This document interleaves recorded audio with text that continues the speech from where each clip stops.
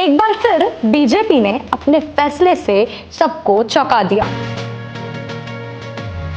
दिल्ली की राजनीति में बड़ा उलटफेर करते हुए बीजेपी ने रेखा गुप्ता को मुख्यमंत्री पद की जिम्मेदारी सौंपी है। मैं रेखा गुप्ता ईश्वर की शपथ लेती हूँ कि यह फैसला न केवल दिल्ली की राजनीति को एक नई दिशा देगा, बल्कि बीजेपी की रणनीति और भविष्य की योजनाओं को भी दर्शाता है। रेखा गुप्ता, जिन्होंने संघर्ष की आग में तप कर खुद को साबित किया, संगठन की मजबूत जड़ें रखती हैं और उनका सफर अखिल भारतीय विद्यार्थी परिषद से शुरू होकर दिल्ली की सत्ता के शिखर तक पहुंचा।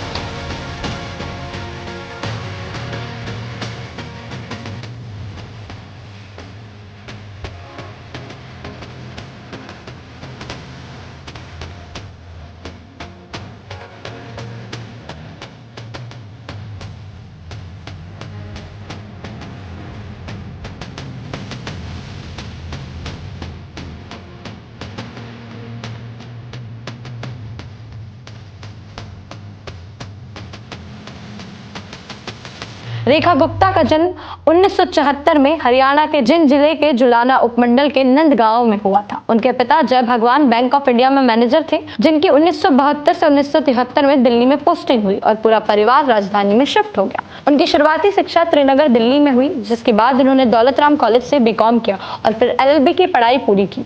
पढ़ाई के दौरान ही वे अखिल भारतीय विद्यार्थी परिषद से जुड़ी और छात्र राजनीति में अपनी पहचान बनाई। वे दिल्ली विश्वविद्यालय छात्र संघ की अध्यक्ष भी रह चुकी है। अगर बात करें हम रेखा गुप्ता के राजनीति में प्रवेश की, तो ABVP से जुड़ाव के बाद रेखा गुप्ता ने बीजेपी की राजनीति में कदम रखा और पार्टी के अंदर अपनी मजबूत पकड़ बनाई।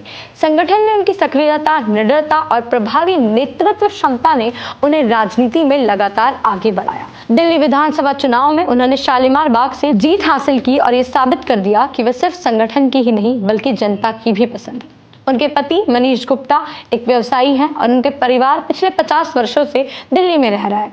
उनका परिवार पहले खारी बावली में रहता था, लेकिन पिछले 30 वर्षों से शालीमार बाग में रह रहा है। उनके 2 बच्चे हैं, बेटी हर्षिता जो ऑस्ट्रेलिया में पढ़ रही है और बेटा निकुंज। अगर हम बात करें दिल्ली की राजनीति की, तो यहाँ दूसरा मौका है जब बीजेपी ने किसी महिला को दिल्ली की कमान सौंपी है। इससे पहले सुषमा स्वराज 1998 में मुख्यमंत्री बनी थी। रेखा गुप्ता हरियाणा मूल की तीसरी मुख्यमंत्री है, जिनका रिश्ता जींद और भिवानी से जुड़ा हुआ है। बीजेपी की यह रणनीति महिला सशक्तिकरण को बल देने के साथ साथ एक नई ऊर्जा और दृष्टिकोण को भी दर्शाती है। चुनाव में आम आदमी पार्टी को हराकर 26 साल बाद सत्ता में आई बीजेपी ने एक अनुभवी लेकिन जमीनी नेता को मुख्यमंत्री पद पर बैठाने का फैसला लिया। पार्टी की कई दिग्गज नेताओं के नाम पर चर्चा थी, लेकिन आखिर मोहर रेखा गुप्ता के नाम पर लगी। अब सबसे बड़ा सवाल यह है कि आखिर रेखा गुप्ता का नेतृत्व कैसा रहेगा? क्या वो बीजेपी के विजन को मजबूती से लागू कर पाएंगी? क्या दिल्ली की जनता को उनसे नई उम्मीद रखनी चाहिए? उनका अनुभव, जमीनी पकड़ और राजनीतिक सूझबूझ को देखते हुए यह कहना गलत नहीं होगा कि उनका नेतृत्व दिल्ली की राजनीति को एक नया स्वरूप दे सकता है। आने वाला समय तय करेगा कि उनका राज कैसा होगा, लेकिन इतना निश्चित है कि दिल्ली की राजनीति में एक नया अध्याय लिखा जा चुका है।